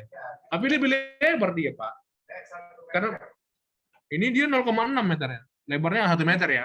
Kalau dipercut rata-rata itu lebarnya 1 meter koma sekian, 1 Ya. meter 10 gitu. Ya, gitu dia. Ah. Dia 1 GT lah, anggap 1 GT dia. Ya kalau dia panjangnya Jawa Timur ini 21 1 meter, dalamnya 1 meter, itu tabung, bukan sampah. Cuma 5 menit doang ya. Selebihnya error ya.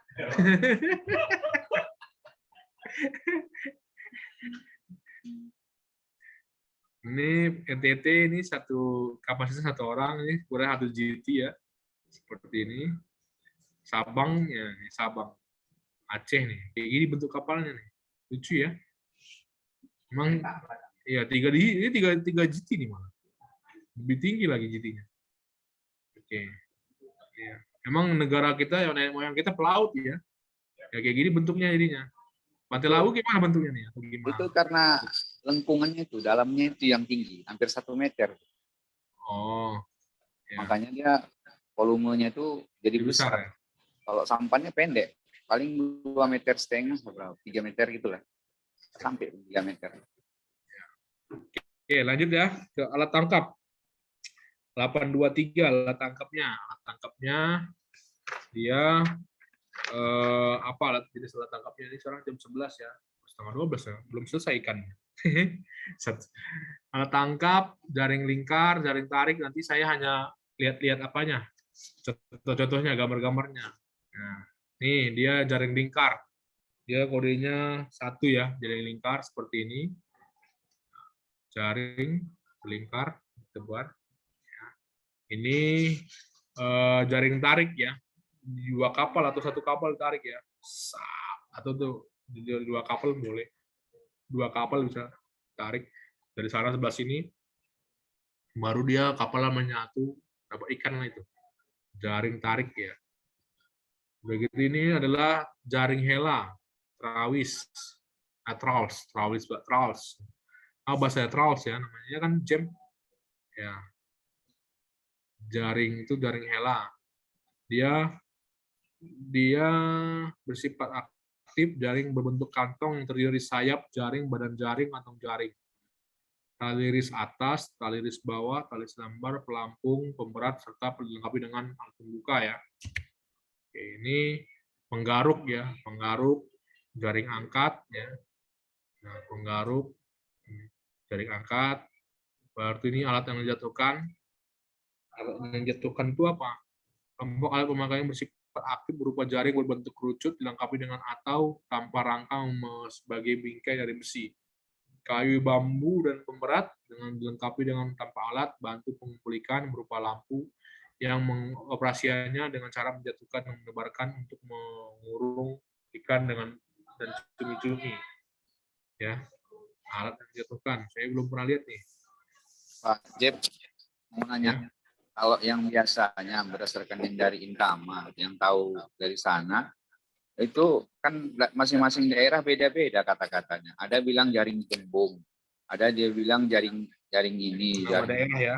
Nah, kira-kira itu masuk kemana gitu. Jadi ketika kami petugas itu tahu, karena nanya ke kampung-kampung ini, jaring apa, Wak? Jaring hela. Jaring apa, Wak? Jaring gembung, jaring tamban. Jadi apakah kita mau lihat sistem caranya atau gimana gitu? Karena kan nggak tahu kita ini, nelayan ini kan macam-macam bahasanya. Ya, memang sih kelemahan ini sama. Kalau dia survei TPI, di TPI kan, dia alat tangkapnya. Alat tangkapnya itu dia ada nama nasional, ada nama daerah kan. Kalau ini nama nasional doang gitu kan.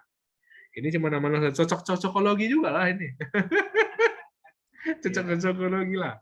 Takut kita nanti sampannya di bawah 1 GT, jaringnya jaring pukat. Kan lucu. Cocok. Double dia kok kapalnya. Ya, cocokologi lah ya. Tetap juga. Karena jaring insang itu bahasa nasionalnya jaring insang. Cuma nanti di sini lain nanti. Ya kan? Ya. Gini-ginilah apanya, jaring insang ya kan. Dia alatnya insang tetap, insang hanyut, insang berpancang, insang berlapis, insang lingkar, insang kombinasi. Kenapa, Pak? Karena yang buat sebenarnya dokter-dokter. Dokter kita Oke. berarti. Ini perangkap ya, perangkap ya. Ini perangkap seperti ini, set net, bubu. Nah, ini tahu lah ya, bubu bersayap. Masih bisa lah nih karena dia apa namanya seperti yang di daerah pengerih nih, tonggo. Namanya tonggo, togo. Jermal ini sero. Seperti itu ya perangkap. Ada grup panggil kepala. Oke, siap.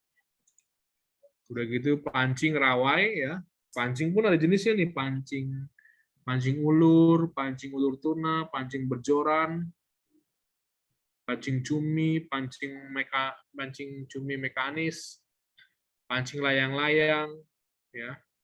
Rawai dasar, tonda, rawai tuna, UHT mekanis ya. Seperti ini kalau pancing. Ini alat perangkap lainnya, misalnya dia ladung, tombak, panah, ya. Penjepit, apalagi itu ya. Setrum lainnya ya. Ya, dia ada setrumnya. Tanpa alat tangkap, pakai tangan. Ini dia. Pakai tangan dia. Saya pakai pawang. Pawang ada ya, ngeri ya. Belum jatuh jala ikan harus kumpul. Guys.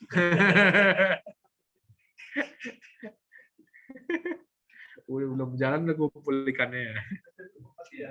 Oke, udah gitu jumlah trip dari seluruh kapal perahu ya. Jumlah tripnya itu dihitung dari 1 hari ya, jadi hari mulai dia berangkat dan pulang itu 1 trip maksudnya. Ya, kapal jumlah trip itu dari dia dikatakan masih penangkapan ikan sejak unit penangkapan meninggalkan Perangkalan menuju daerah operasi mencari daerah baru balik lagi pulang. Tapi kalau dia berangkat pindah-pindah lokasi itu tapi belum pulang itu masih pindah-pindah lokasi itu nggak dihitung 1 trip. Tapi kalau udah balik lagi 1 trip. Mau tim laut dia berapa hari? 2 hari baru pulang. Seminggu. 2 hari itu. Ada 2 minggu. Nah, GT itu yang 15 gitu. Nah, gitu-gitu itu 2 minggu dia kan di laut kan. Nah, jadi dia nggak masuk. Dia balik lagi ke tempatnya. Kalau singgah-singgah dia di pantai-pantai itu nggak masuk ya. Misalnya dia mulai dari sini, dari Bagan Percut misalnya, dia harus pulang dulu ke Bagan Percut. Kalau dia singgah-singgah sana, singgah-singgah ini nggak masuk. Dia nggak hitung 1 siklus. Dia harus balik dulu ke Bagan Percut baru 1 siklus. Tidak masuk penjualan ikan di tengah laut. Habis ikan Tidak masuk penjualan ikan di tengah laut. Nggak dihitung. Ya, enggak. Kalau itu tripnya maksudnya seperti itu. Ya. Kalau memancing di sungai, ya bolak-balik dari makan pagi dia pergi, siang makan, balik lagi. Itu cemana? Berapa trip itu? Dia nangkap ikan di sungai, ya di sungai, dia 1 hari, pergi pagi, ya siang pulang makan, nanti pergi lagi, pulang makan. Itu berapa trip 1 hari? 1. Karena 1 hari bisa lebih dari 1 trip. Maka penangkap ikan tidak menggunakan perahu, misalkan mancing. Oh ya, 2 trip itu ya. 2 ya. 2 trip. Pulang pergi ya. Kalau mancingnya di Batang Kuis, rumahnya di Belawan, bodoh. 1 alat tangkap, salah penangkap ikan yang dapat menangkap berapa kali trip, penangkapan dalam 1 hari ya. Jadi bisa juga dia 1 alat lebih dari 1 kali ya, berapa kali penangkapan dalam 1 hari. Penangkapan ikan dihitung sesuai jumlah trip yang dilakukan. Ya. Jadi 1 hari bisa lebih dari 1 trip ya. Oke, ini lanjut konsep 1 trip dihitung dari berangkat, memasang alat, mengambil hasil sehingga kembali ke darat. Contohnya gini, misalnya kita pergi ke sungai ya, kita berangkat, begitu kita pasang alatnya, baru kita pulang dulu, ya kan, bubu masang apa, jerat ya, bubu atau jerat di sungai, baru kembali lagi kita pasang lagi. Nah, itu bukan satu trip namanya. Tapi kalau misalnya satu trip itu berangkat, pasang alat, penangkapnya, baru mengambil hasilnya, baru dia satu trip itu. Baru pasang lagi. Baru itu satu trip ya. Jadi kalau dia masih menunggu, dia belum dihitung satu trip lengkap. Ya. Sepertinya gitu, kita pasang sore misalnya kan kayak apa itu kayak penjerat ikan itu kayak bubu-bubu itu kan di sungai ya kan. Kita jeratnya, kita pasang, besok pagi baru kita datangi. Oh, udah ada ikannya atau enggak gitu ya. Itu kalau yang itu baru satu trip. Kalau udah hasilnya dapat. Seperti itu. Oke, masuk ke contoh penghitungan jumlah trip ya. Pak Arif mencari udang di sungai pada pagi hari setelah dapat udang pulang ke rumah. Pada siang hari, Pak Arif berangkat ke laut untuk menangkap kepiting dan pulang sore hari. Pada kasus ini, Pak Arif melakukan perjalanan sebanyak 2 trip. Dia ke sungai pagi hari, setelah dapat udang pulang ke rumah. Pada siang hari, Pak Arif ke laut menangkap kepiting dan pulang sore. Berarti 1 hari 2 trip. Pak Arif melakukan 2 trip perjalanan. Nah, kasus kedua, pada dini hari, Pak Rio melakukan penangkapan belut di sawah, kemudian lanjut melakukan penangkapan ikan di sungai, setelah itu baru kembali ke rumah. Pada kasus ini, Pak Rio melakukan penangkapan ikan sebanyak 1 trip. Jadi harus selesai, baru pulang. Jadi orang kemana-mana dulu, belum pulang-pulang, dia nggak hitung 1 trip ya. Harus balik dulu pulang. Rata-rata volume hasil tangkapan per trip dari seluruh kapal perahu ya. Jumlahnya rata-ratanya hasil tangkapan per trip dari seluruh kapal atau perahu tanpa perahu untuk kegiatan penangkapan ikan selama 1 Mei ya. Jadi kalau misalnya setiap hari berangkat rata-rata berapa kilogram yang diperoleh ya, berapa tangkapan ikan yang dinyatakan berat basah dan berat segar ya. Produksi tidak hanya jumlah atau volume hasil tangkapan yang dijual, tapi juga hasil tangkapan yang dikonsumsi sendiri atau yang diberikan kepada pihak lain sebagai upah. Jadi seluruh produksi yang ditangkap ya, ikan yang ditangkap, itu yang dimasukkan sebagai rata-rata volume tangkapan per trip dari seluruh tangkapan dari seluruh kapal ya, atau perahu tanpa motor ya, perahu tanpa perahu ataupun perahu tanpa motor. Ini jelas ya, jatuhannya dalam bentuk kilogram. Berikutnya 826 rata-rata nilai tangkapan per trip dari seluruh kapal. Nah, ini tadi kalau tadi dia rata-rata volume ya, ini rata-rata hasilnya dari seluruh kapal ya. Rata-rata nilai hasil produksinya ya. Tadi volume sama produksinya dikalikan dengan berapa yang biasanya dijual selama setahun terakhir ya. Ini begitu kode wilayah pengelolaan perikanan itu ada ST kode ya, di ST kode ini wilayah pengelolaan perikanan itu nanti WPPNRI itu 571. Nih jelas nih, meliputi perairan Selat Malaka dan Laut Andaman. Berarti nanti kita yang di bagian percut itu masuk 571 ya untuk yang laut ya. Pak Teh, Pak Swindra dan Pak Marudut ya. Kalau 571 kita masuk sini 571. Nah, Selat Malaka dan Laut Andaman. Laut Andaman di mana? Andaman. Hah? Andaman dekat Thailand. Dekat Thailand sana? Oh iya. Sok tahu dia. Asal ngomong ya. Pokoknya Selat Malaka ya. Jadi kalau kita ke atas itu kalau pulau Sumatera yang dekat berbatasan dengan Malaysia itu Selat Malaka. Itu masuk di situ ya. 571. Nggak mungkin nanti orang percut dia ke 572 dia. Jauh kali dia ke sana, tapi bisa jadi. Ya, terjadi. Bisa jadi. Samudra Hindia, Selat Sunda. Muter dia. Ya. Ya.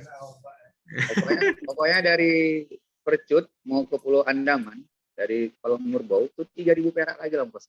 3.000 perak ya. Oke, nanti kalau yang lainnya nggak perlu. Nanti kita ingat ya, kodenya itu 571. Nanti yang ngajar di Percut sama di Pantai Labu, nih isikan ini ya, 571. Nggak boleh 572, 573. Jauh kali nah merantaunya itu cari ikannya sampai ke 572. Oke, ini contohnya ya, ini Leo. Nah, ini contoh gambarnya nih. 571 TWT. Nah, Mungkin orang bersedia Jaya. makanya lain nanti kodenya. Mungkin kan itu Irian Jaya sana. Iya. Kalau orang Nias, orang Sibolga nanti ke 572 dia PPP-nya. PPP NRI.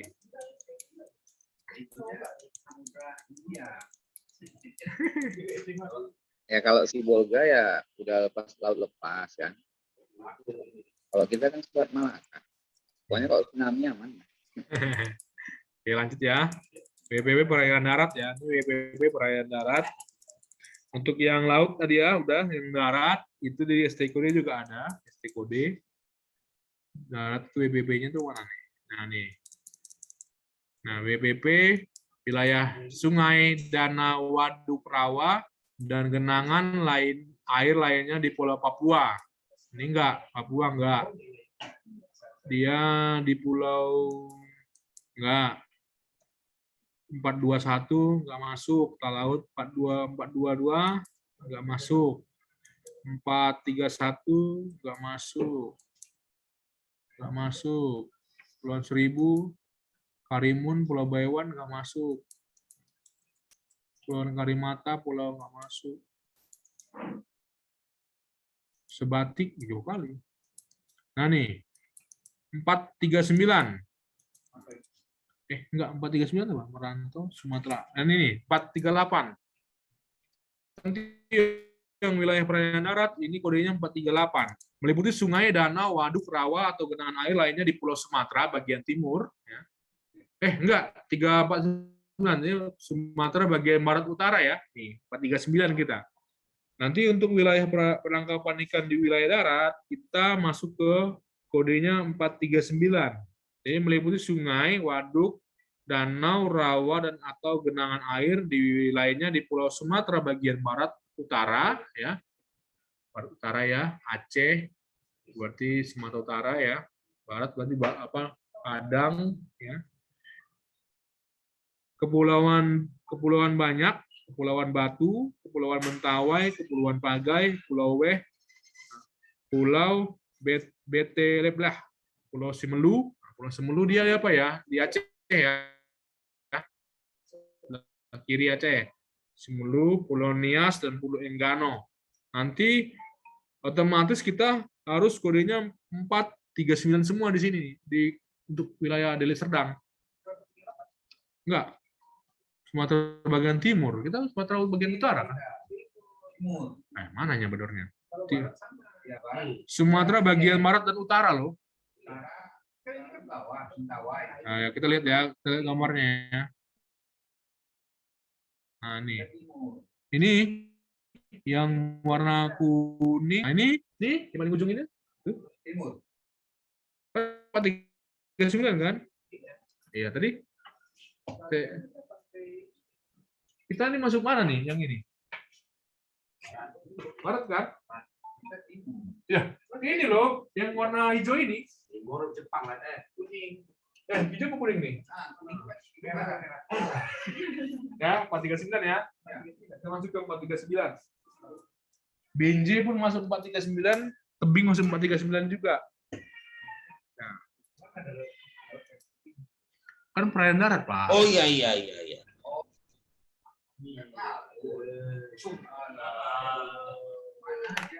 Kalau perairan darat laut tadi kita masuk di ini 572.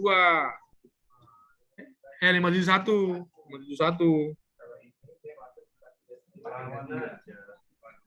Ini ya. Ini karena nggak digoreng ini, nggak yang lawan. Ada ketua tim nggak? Tenang aja. Manajer.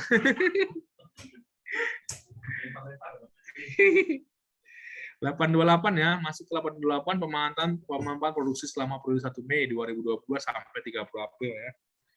Itu langsung sama ya dengan yang sebelumnya. Produksi seluruhnya apakah dijual, sebagian dijual, sisanya di sendiri, atau seluruhnya dikonsumsi sendiri, sisanya dijual atau belum dijual. Ya. Nilai produksi ikutan, ya, nilai produksi ikutan adalah nilai produksi lain yang dihasilkan dengan produk utama. Produk ikutan yang dicatat di ini adalah seluruh hasil ikutan yang dijual dan tukar. Ya. Bersama dengan tadi budidaya ya, produksi ikutan. Nah, contoh-contohnya perlu dibalas nggak ya? Nah, contoh-contohnya seperti ini nanti pas lagi soal kuis dan soal post test. Seperti ini cara pengisiannya. Yang penting penjumlahan GT-nya yang tahu ya. Oke, terima kasih.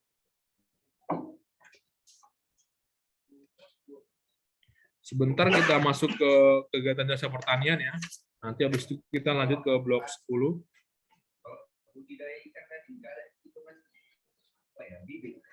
Ada, bibit ada budidaya. Ada beberapa bibit pembenihan. Tadi Pak Uti mana nih? Tadi aku di jalan menanya. Iya, iya. Nanti kita tanya ya, mesti serat ya. Kita diskusi di situ.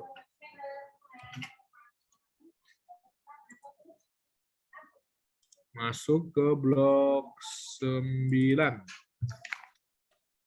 Jasa mana?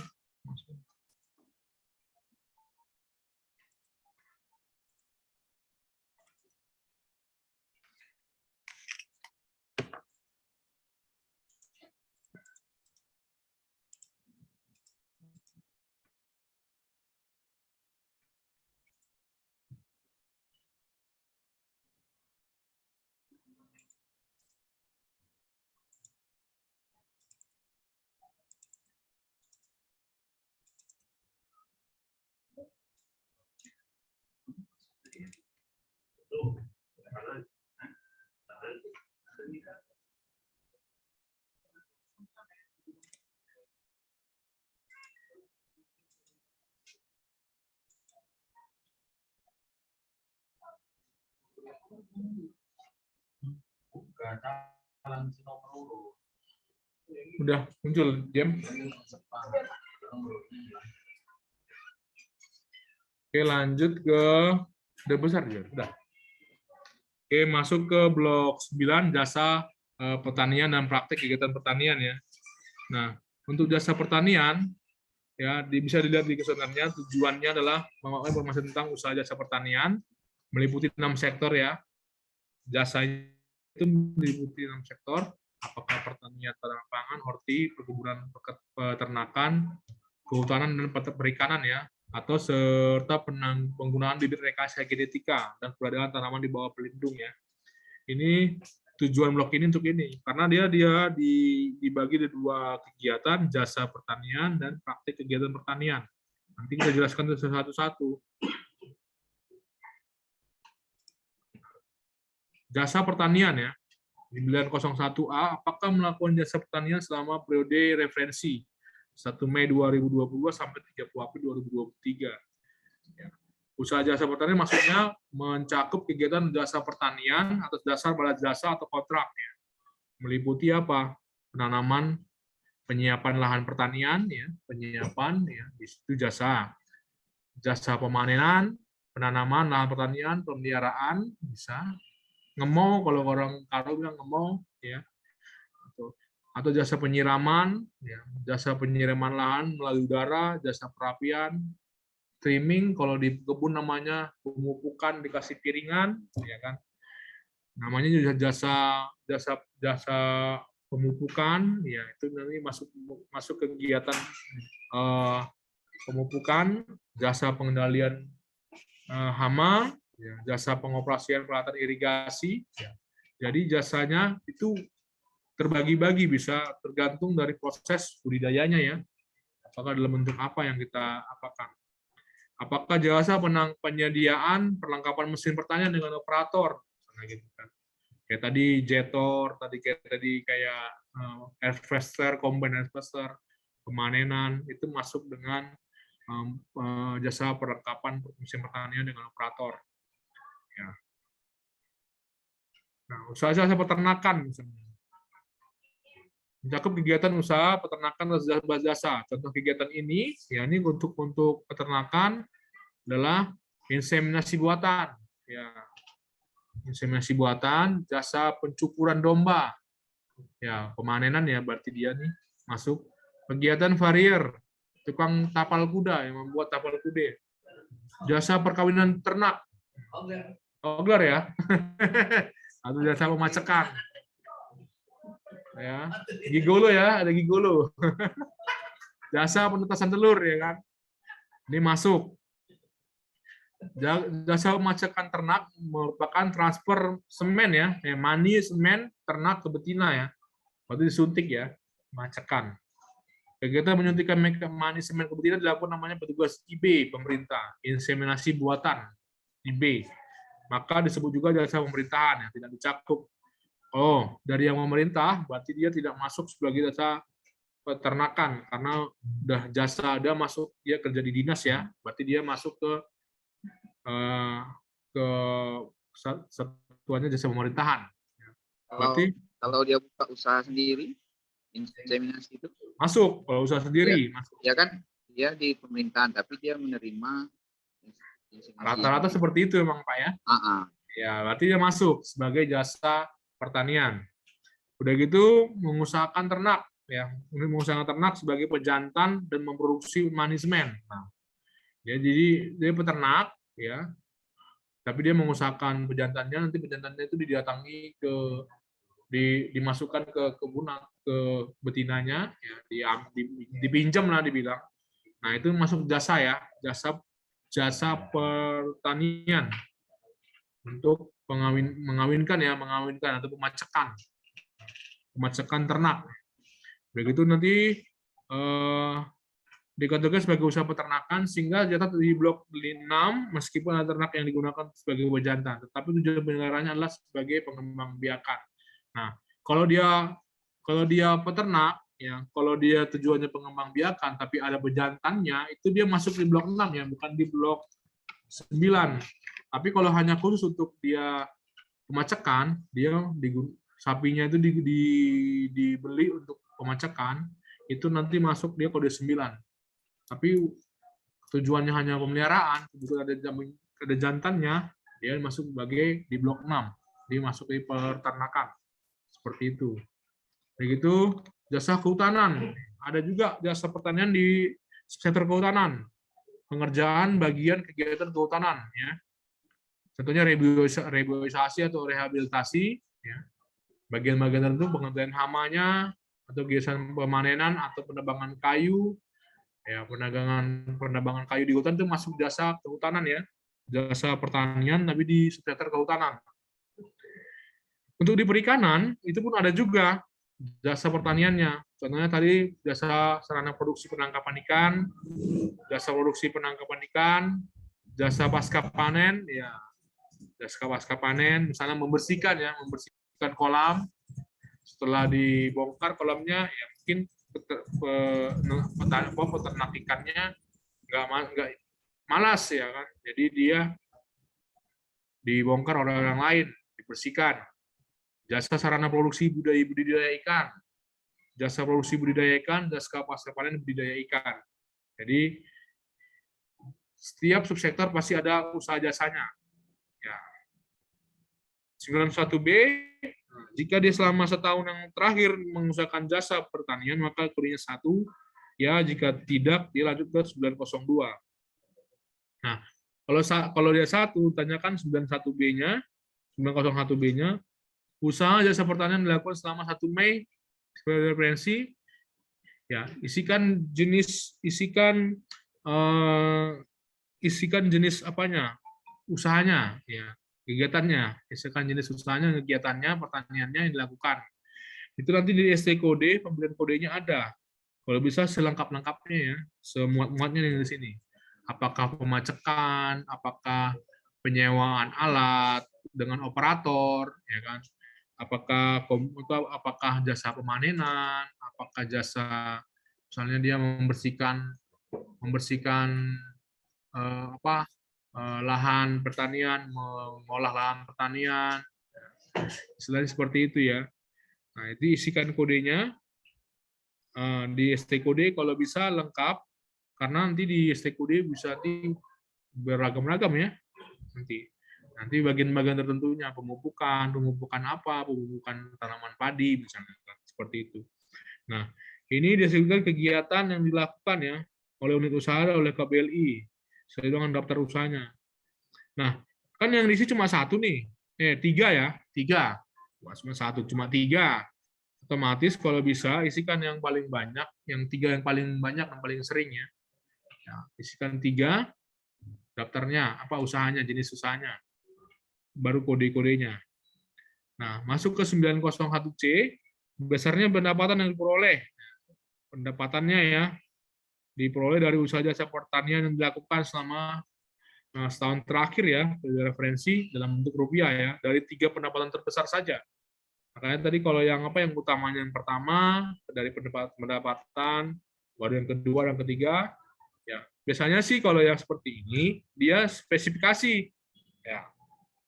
Kalau tadi jasa penyewaan alat, odong-odong, dia nanti pasti spesifikasi ini. Nah, kalau jasa pertanian pemacekan, dia pemacekan aja, ataupun dia bisa bekerja borongan untuk membersihkan, bisa juga mupuk, bisa juga dia memanen, seperti itu bisa jadi. Jadi yang 3 terbesar saja yang diambil. Berikutnya adalah 902A. Apakah mengetahui istilah bibit rekayasa genetik?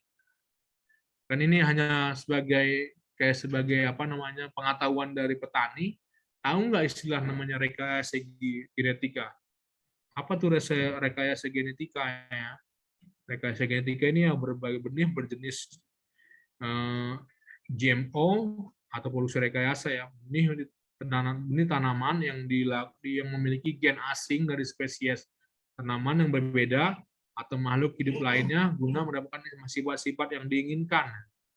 Nah, seperti tanah tahan kekeringan, resisten terhadap organisme pengganggu tanaman. Jadi kalau rekayasa genetika tujuannya untuk mendapatkan bibit yang unggul ya, yang unggul yang dominan ya dari apa yang kita inginkan ya. Contohnya tahun 2026 tebu toleran kekeringan di PT 9 Jawa Timur ya. Biogranola adalah kentang RPG. Sebenarnya seperti itu contoh penerapan PRG nih ya. PRG itu produk rekayasa genetika. Nah, ada nggak di sini nih? Kultur jaringan lain lagi dia, ini lebih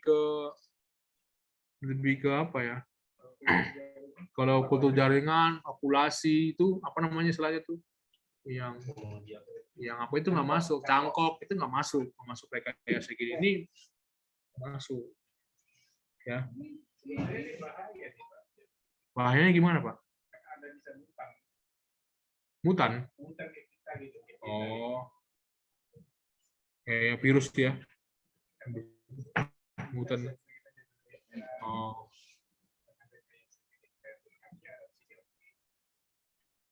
Jadi kalau jenis bibitnya direndam autan sama itu, kayak gitu kan? Autan sama lavender itu. Itu bukan autan, Pak, mutan. Tadi bilang. Jadi kalau misalnya Bang Hoglar di rekayasa genetik supaya digabung sama kodok ya. Ikan batin digabung. Ya itu nggak masuk ya. Bisa jadi lumba-lumba. Ya. Apakah menggunakan bibit rekayasa genetika? Ya. Tanya petaninya ya. Apakah menggunakan bibit rekayasa genetika selama setahun terakhir ya, 1 Mei sampai 30 April? Ya, itu tanya tanaman pangan, apakah pakai bibit rekayasa? Nah, bibit rekayasa genetika tuh bibit yang seperti apa? Ya, nanti ya hasil dari rekayasa berarti dia ada sifat unggul ya. Saya pun nggak tahu nih. Nanti ini PR-nya nih ya. Bibit rekayasa genetika untuk tanaman pangan apa aja? Ordi hibrida itu masuk nggak rekayasa genetika? Cuma jenis kalau yang sudah ada ya ini Produksi hibrida itu. hasil produk apa? Kalau ada misalkan swasta yang produksi padi hibrida yang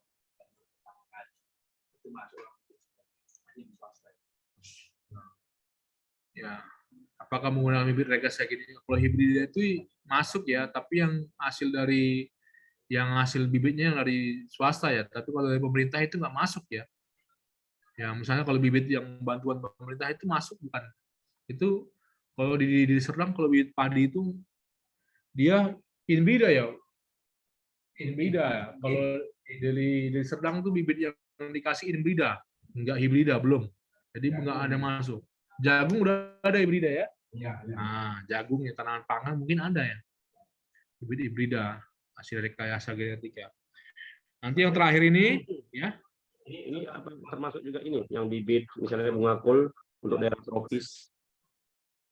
Bibit yang bunga kol untuk daerah tropis diapakan apa? Hah? Diapain? Enggak ada dijual. Ini pertanyaan ini kan mengetahui aja kan. Hilang bibit kita sebut. Kan ada dua macam deh kalau kita. Kelebihannya apa itu? Kelebihannya bisa ditanam di daerah ini panas. Tropis, daerah tropis. Karena biasanya kan kalau bunga kol di daerah dingin dia kalau yang aslinya. Sekarang udah ada jual Pak dia. Ya, itu bisa masuk ya.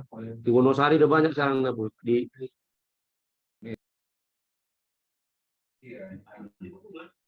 Iya, itu masuk ya. karena tukang apa? Ayam penyet Lamongan. Bibitnya dari Lamongan? Enggak juga lah. Banyak menggunakan kul. Tidak menggunakan kol ya, karena jadi Lamongan. Masuk selatan, Pak. Selada ada juga. Itu bibitnya apa kelebihannya? Tropis ya. Oke, mungkin itu ada ya. Nah, kalau dia menggunakan, dia berarti dia untuk yang kayak tadi bunga kol itu masuk ke hortikultura ya. Iya.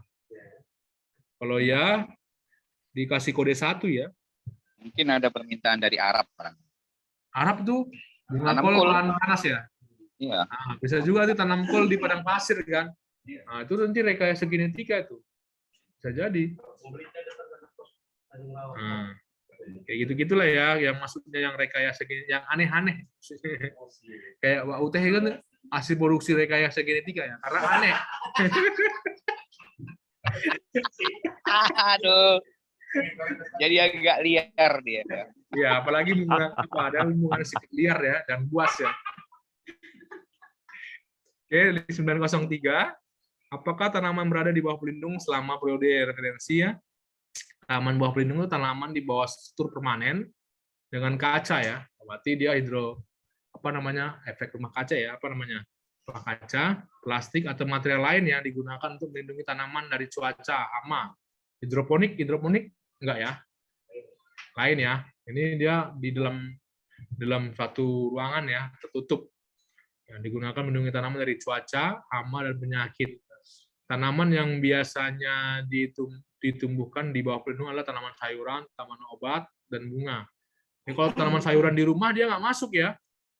Masuk nggak? Enggak lah ya kan, karena di pekarangan itu Bang, di depannya nggak masuk. Nah, ini dilindungi dia, di atasnya ada plastik lah ditutup, apakah rumah kaca. Yang di Siosar tuh pernah ke Siosar kan? Ada tuh yang dalam, ya kan Pak Johar ya? Di Siosar tuh ada dikasih di rumah kaca diplastikin kan? Nah itu di kayak sistem tertutup ya. Dia bisa tahan terhadap hujan ya kan. Jadi yang kayak gitu tidak termasuk pertanian hortikultura ya. itu masuk pertanian ini. Praktik kegiatan pertanian. Nggak masuk hortikultura, nggak dapat. Ya. Dia nggak masuk di hortikultura ya, masuk ke sini. Kayak rumah kaca atau greenhouse ya. Semua petani yang menggunakan bibit rekayasa genetik yang unggul-unggul itu Ya. tidak masuk. Nggak masuk, masuknya di sini. Masuknya di kolom 9, di blok 9. Oh, nggak masuk ke ini Pak? Nggak masuk. Nah, Nggak nggak mau asal. Pelindung sementara seperti plastik nutup pada lahan terbuka tidak termasuk ya. Kayak pembinaan cabai ya, cabai dikasih tutup sementara doang karena mungkin kalau masih kecil takut ada binatang yang masuk ataupun hujan jadi bibitnya rusak kan. Nah, itu nggak masuk. ataupun jaringan sementara untuk melindungi dari serangan yang juga ternyata masuk. Ya. Oke, Bapak Ibu, untuk blok 9 sampai sini. Nah, jadwal kita kan sehari jam nanti habis makan siang 12.15 ya nggak apa-apa, Pak. Nanti kalau bisa diskusi dulu kan kalau ada pertanyaan. Nanti gini, di jadwal kita itu kan masuk tugas mandiri ya. Tugas mandiri nanti tugas mandiri habis itu nanti 13 studi kasus ya. Studi kasus sama tugas mandiri.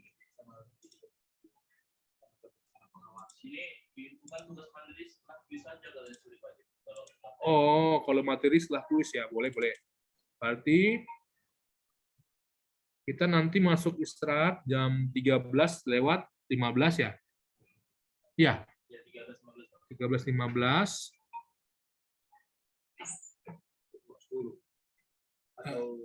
Tunggu, 13:45 studi kasus. 13:34 studi kasus, 13. Oke lah, 13:15 atau 13 ya, 13:10 lah kita masuk, karena saya masuk kan mengambil 10 menit, antara sekitar itu kita masuk, kita bahas nanti manajemen dalam unit usaha pertanian, sampai terakhir blok 12, ya kan. Nanti kalau yang baru nanti jam 15.15 ya, kuis. Ya, 15.15 kuis, mudah-mudahan siap. Review tugas mandiri seperti biasa, karena tugas mandiri selalu setiap hari di-upload dia jam 23.55 paling lama. Jadi kuis dulu baru tugas mandiri. Terserah sih nanti pas lagi membahas mengenai manajemen sambil mengerjakan tugas mandiri juga nggak apa-apa. Yang penting kita bisa saling jadi multitasking lah Bapak Ibu ya. Baru nanti besok kita masuk pengawasan dan dashboard ya, dashboard monitoring ST dan sobat ya, SIPNet dan sobat. Nanti ada role playing jam siang, nanti baru postesnya besok sore. Postesnya itu kalau bisa bersama-sama, karena jawab postesnya itu 15.45 sampai jam 12 siang, jam 12 malam. Ya, sekali kita buka waktunya 15 menit gitu.